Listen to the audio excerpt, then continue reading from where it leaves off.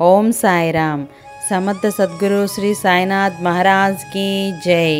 సాయి భక్తులందరికీ కూడా నమస్కారం అండి. అందరూ ఎలా ఉన్నారు? ఆ సాయినాథుని కృపా కటాక్షాలు మన అందరిపై ఉండాలని మనస్ఫూర్తిగా కోరుకుంటున్నాను. ఈరోజు బాబా గారి వాక్కు ఎలా నడుచుకొనటం వల్ల ఆ దైవం సంతహిస్తాడో అలా నడుచుకోండి. ఎప్పుడు ఎవ్వరిని కష్టపెట్టవద్దు.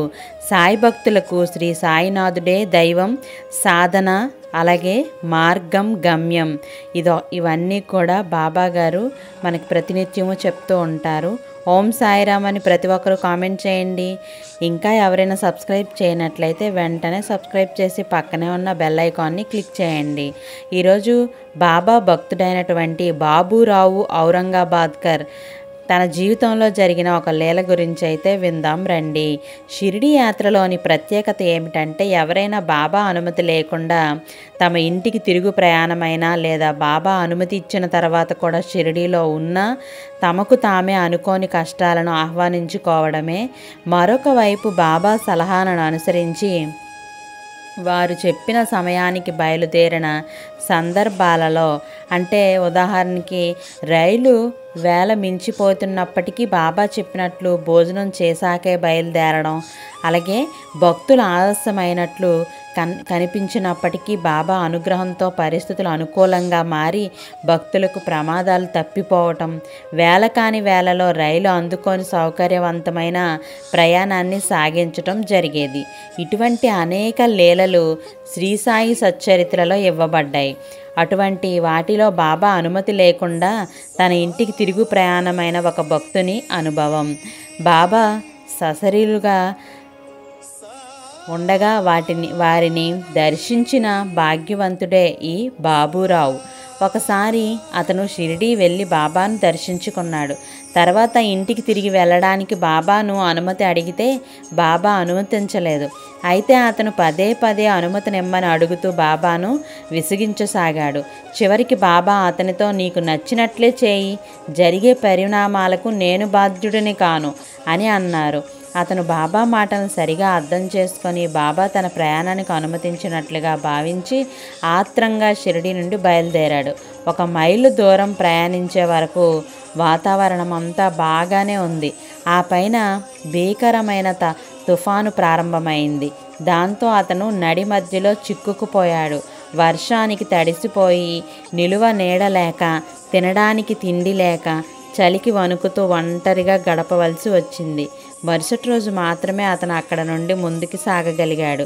ఆ అనుభవం ద్వారా అతను బాబా మాట జవదాటినందుకు తగిన గుణపాఠం నేర్చుకున్నాడు. అందుకే బాబా గారు చెప్పినట్లు మనం చేస్తున్నట్లయితే మన జీవితం చాలా అద్భుతంగా, ఆనందమయంగా ఉంటుంది. బాబా గారి పాదాలు చాలా పురాతనమైనవి. నీ చింత ఇక తొలగిపోతుంది. నా యందు పూర్తి విశ్వాసముంచు, నీవు త్వరలో కృతజ్ఞుడలవుతావు. ఓం సాయిరామ్. సమర్థ సద్గురు శ్రీ సాయినాథ్ మహారాజ్కి జై. బాబా గారు ఈరోజు చెప్పిన కథ విన్న ప్రతి ఒక్కరూ కూడా మీ స్నేహితులకి, మీ బంధువులకి, అలాగే మీ చుట్టుపక్కల ఉన్నవారికి, ప్రతి ఒక్కరికి కూడా ఈ కథని తెలియచేసి మీరు కూడా ఎంతో కొంత ఆనందాన్ని పొందుతారని కోరుకుంటున్నాను. అలాగే మరొక భక్తుని కథ కూడా విందాం రండి. సాయి భక్తుడు శ్రీ బదవే. అతను బాబా గారి భక్తుడు. శ్రీ బదవే బ్రాహ్మణ కులస్థుడు. అతను 1906 సంవత్సరం నేవాసాలోని మోహినీరాజ్ మందిరంలో పూజారిగా పనిచేస్తూ ఉండేవారు. అతనికి ఒక కొడుకు కూడా ఉన్నారు. ఆ బిడ్డ పుట్టకముందు, పుట్టిన తర్వాత చాలామంది పిల్లలు పుట్టారు, కానీ చిన్న వయసులోనే వాళ్ళంతా మరణించారు. నానాసాహెబ్ చందోద్కర్ స్నేహితుడు బాదావేకు మామగారైన వబాలే అహ్మద్ నగర్లో వకీల్గా పనిచేస్తూ ఉండేవారు. అతను బాబాకు గొప్ప భక్తుడు. అతని ప్రోత్సాహంతో ఒకసారి బదావే భార్య బిడ్డలతో షిరిడీ వెళ్ళాడు. బాబా దర్శనం చేసుకొని మసీదులో కూర్చున్నాడు. అతను కానీ అతని భార్య కానీ వారి మనోవేదనలను బాబాకు విన్నవించుకోలేదు. కానీ అతని భార్య ఇకపై తమకు పుట్టే బిడ్డలు ఆరోగ్యంగా దీర్ఘాయుష్యమంతులై ఉండాలని మనసులోని బాబాను ప్రార్థించింది. మరుక్షణం సర్వజ్ఞుడైన సాయిబాబా ఆమె తలపై తన చేతిని ఉంచి ఆమెతో ఆందోళన చెందొద్దు అని చెప్పారు. ఆ తర్వాత బాబా ఆశీస్సులతో ఆ దంపతులకు 3 కుమారులు 1 కుమార్తె జన్మించింది. వాళ్ళల్లో ఒక అబ్బాయి 17 సంవత్సరాల వయస్సులో చనిపోయాడు. కానీ మిగిలిన అందరూ క్షేమంగా ఉన్నారు. ఆ మొదటి సందర్శనలో బాబా బాదేవిని దక్షిణ అడిగారు. అతను కొంత మొత్తాన్ని చెల్లించాడు. తర్వాత కూడా అతని వద్ద ధనం పూర్తిగా అయిపోయేంత వరకు కూడాను బాబా అతనిని మళ్ళీ మళ్ళీ దక్షిణ అడిగి తీసుకుంటూనే ఉన్నారు. ఆ తర్వాత కూడా బాబాకు ఇంకో రూపాయి దక్షిణ సమర్పించాలని అతను ఆశపడ్డాడు. కానీ తన వద్ద ధనం లేకపోవడంతో ఇవ్వలేకపోయాడు. షిరిడీ నుండి తిరిగి వచ్చిన తర్వాత అతడు ఆ విషయం గురించి తన భార్యకు చెప్పాడు. కొన్ని సంవత్సరాల తరువాత, అంటే సుమారు 1916వ సంవత్సరంలో అతనిని ఆర్థిక సమస్యలు చుట్టుముట్టాయి. అప్పుడు ఎంత కష్టపడినా చాలా కొంచెం డబ్బే సంపాదించగలిగేవాడు. ఆ సమయంలో అతని భార్య సాయిబాబాకు అతను ఇవ్వాలనుకున్న 1 రూపాయి గురించి గుర్తు చేసింది. వెంటనే అతడు సాయిబాబాకు ఎంఓ ద్వారా ఆ రూపాయి పంపాడు. అప్పటి నుండి అతని ఆర్థిక పరిస్థితి మెరుగుపడింది. 1914లో అతడు పూనా వెళ్ళి ఎస్టేట్ బ్రోకర్గా వ్యాపారం చేస్తూ అక్కడే స్థిరపడ్డాడు. అతని పిల్లలు కూడా వ్యాపారం చేసుకుంటూ మంచి స్థితిలో ఉన్నారు. ఓం సాయిరామ్. బాబాగారి మరొక భక్తుని కథ. బడే బాబా. సాయి భక్తుడు దివంగత శ్రీ బడే బాబా ఆలియాస్ ఫకీర్ పీర్ మహమ్మద్ గురించి ప్రస్తావన శ్రీ సాయి సచ్చరిత్ర 23వ అధ్యాయంలో ఉంది. అతనికి సంబంధించిన మరిన్ని వివరాలను శ్రీ సాయి లీల పత్రికల ద్వారా ప్రచురింపబడతాయి. వాటిని తెలుగులో అనువాదం మీ ముందుకు చెప్తున్నాను. సాయి కథలు అమృతం కన్నా మధురమైనవి. ఎన్నిసార్లు చదివినా తనివి తీరనివి. ప్రతిసారి ఏదో ఒక బోధ అందిస్తూనే ఉంటాయి. కాబట్టి మన అందరికీ తెలిసిన విషయమే అయినప్పటికీ ముందుగా ఒకసారి సాయి సచ్చరిత్రలోని కథనాన్ని మననం చేసుకుందాం. ఒకప్పుడు ఎవరో ఒక కృషించిన ముసలి మేకను మసీదుకు తీసుకొని వచ్చారు. అది మరణించుటకు సిద్ధముగా ఉన్నది. ఆ సమయమున మాలేగాం ఫకీరు పీర్ మహమ్మద్ ఓరఫ్ బడే బాబా అక్కడే ఉన్నారు. సాయిబాబా దానిని ఒక్క కత్తి వ్రేటుతో నరికి బలివేయుమని అతనితో చెప్పారు. ఈ బడే బాబాకు అతిథి స్థానం ఇచ్చి సాయిబాబా ఎంతగానో గౌరవించేవారు. అలాంటి అతను సాయిబాబా మేకను నరకమనగా అనవసరముగా దానిని చంపటం ఎందుకని అక్కడ నుండి వెళ్ళిపోయాడు. అప్పుడు బాబా శ్యామను ఆ పని చేయమన్నారు. అతడు రాధాకృష్ణమాయి వద్దకు వెళ్ళి కత్తిని తెచ్చి బాబా ముందు పెట్టాడు. ఎందుకు బాబా కత్తిని తెప్పించారో తెలుసుకున్న రాధాకృష్ణమాయి దానిని తిరిగి తెప్పించుకున్నందుకు ఇంకొక కత్తి తెచ్చుటకు శ్యామ వెళ్ళి తిరిగి రాలేదు. అప్పుడు కాకాసాహెబ్ దీక్షిత్ వంతు వచ్చింది. అతడు మేలిమి బంగారమే కానీ దానిని పరీక్షించవలెను. ఒక కత్తి తెచ్చి మేకను నరకమని బాబా అతను ఆజ్ఞాపించారు. అతడు సాటేవాడాకు వెళ్ళి కత్తిని తెచ్చి బాబా అనుమతించగానే దానిని నరుకుటకు సిద్ధంగా ఉండెను. అతను స్వచ్ఛమైన బ్రాహ్మణ కుటుంబంలో పుట్టి చంపుట అనున్నది ఎరుగనివాడు, హింసించు పనులు చేయుటయందు ఇష్టమే లేనివాడైనప్పటికీ కూడా మేకను నరుకుటకు సంసిద్ధుడయ్యను. మహమ్మదీయుడైన బడే బాబాయే ఇష్టపడనప్పుడు ఈ బ్రాహ్మణుడు నేల సిద్ధపడుచున్నాడని అందరూ ఆశ్చర్యంగా చూస్తుండగా బాబా ఏమి ఆలోచిస్తున్నావు, మేకను నరుకు అని ఆజ్ఞాపించిరి. అతని చేతిలోనున్న కత్తి మేకపై పడుటకు సిద్ధముగానున్న సమయంలో బాబా ఆగు ఆగు అని ఎంతటి కఠినాత్ముడవు, బ్రాహ్మణుడనవై మేకను చంపెదవా అని అన్నారు. వెంటనే దీక్షిత్ కత్తిని పక్కన పెట్టి బాబాతో అమృతము లాంటి మీ పలుకులే మాకు చట్టము, మాకింకొక చట్టమేమీ తెలియదు, మిమ్మల్నే ఎల్లప్పుడూ జ్ఞాప్తి అందించుకొదును అని ఉచితమా అనుచితమా అని అనునది మాకు తెలియదు. దాని గురించి మేము విచారింపము. అది సరి అయినదా కాదా అని వాదించము, తర్కించము. అలాగే గురువు ఆజ్ఞ అక్షరాల పాలించుటయే మా విధి, మా ధర్మము అని అన్నాడు. ఆ తరువాత ఆ మేకను తకియా అనుచోట చంపుటకు నిశ్చయించిరి. ఇది ఫకీరులు కూర్చొని స్థలము. అచటకు దానిని తీసుకుని పోవునప్పుడు మార్గమధ్యమున అది ప్రాణములు విడిచెదను అని చెప్పాను. ఓం సాయిరామ్. సాయి లీల మ్యాగజైన్లోని సమాచారం. శ్రీ సాయిబాబా ద్వారకామాయిలో అనేక మంది భక్తులకు ఆశ్రయం ఇచ్చారు. ఆయన దర్బారులో అలా ఆశ్రయం పొందిన భక్తులలో బడే బాబా ప్రత్యేకించి చెప్పుకోదగ్గ వ్యక్తి. బాబా, నీవు ఒకటి ఇచ్చినట్లయితే నేను నీకు 100 ఇస్తాను అని చెప్పేవారు. అయితే భగవంతుడు ఇచ్చేవి ప్రత్యేకమైనవి. వారి దీవెనలు పొందటానికి భక్తులు ధర్మపరులే అర్హత కలిగి ఉండాలి. బడే బాబా జీవితాన్ని గమనించినట్లయితే బాబా అతన్ని ఎంతగానో అనుగ్రహించినప్పటికీ అతనికి ఆ అనుగ్రహాన్ని స్వీకరించేటంత ఆధ్యాత్మిక పరిపక్వత లేదని అర్థమవుతుంది. బడే బాబాను మాలేగావ్కు చెందిన ఫకీర్ పీర్ మహమ్మద్ అని కూడా పిలుస్తారు. వ్యక్తిపరంగా ఫకీర్ నందునున్న అతనిని ఫకీర్ బాబా అనే పేరుతో కూడా పిలిచేవారు. 1909 సంవత్సరం అతడు మొదటిసారి షిరిడీ వచ్చాడు. అప్పటి నుండి అతడు బాబా సమాధి చెందే వరకు స్థిరంగా షిరిడీలోనే ఉండిపోయారు. ప్రారంభంలో బాబా అతనిని ద్వారకామాయి లోపలికి అనుమతించలేదు. అందువలన అతను చావడిలో నివాసం ఉండేటివాడు. బాబాతో చనువుగా ఉండే మహల్సాపతి వంటి భక్తులు అతనిని ద్వారకామాయి లోపలికి అనుమతించమని బాబాను అభ్యర్థించారు. కానీ బాబా అనుమతించక అతనిని చావడిలో కూర్చొని ఖురాన్ చదవమని చెప్పారు.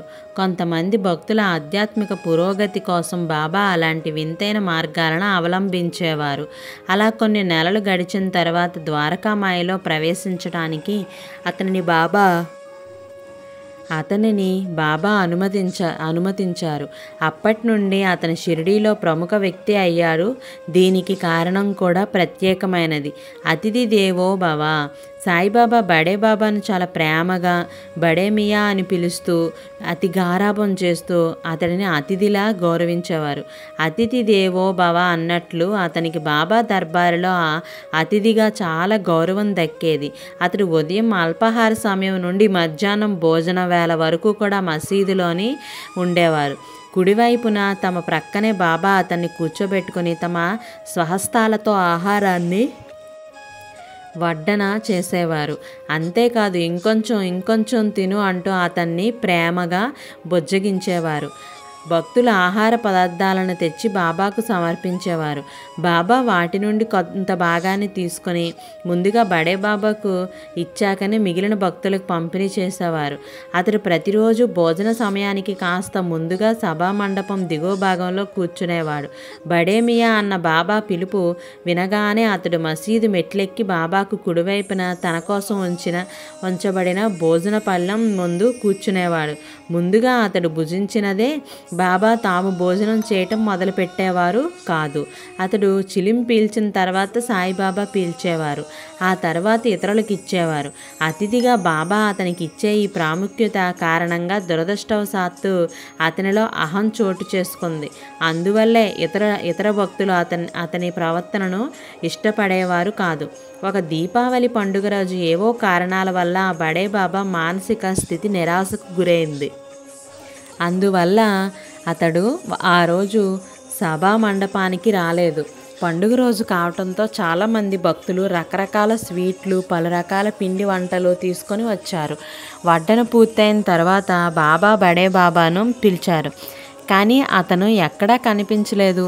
అతను లేకపోవడంతో బాబా తాము భోజనం చేయటానికి నిరాకరించారు.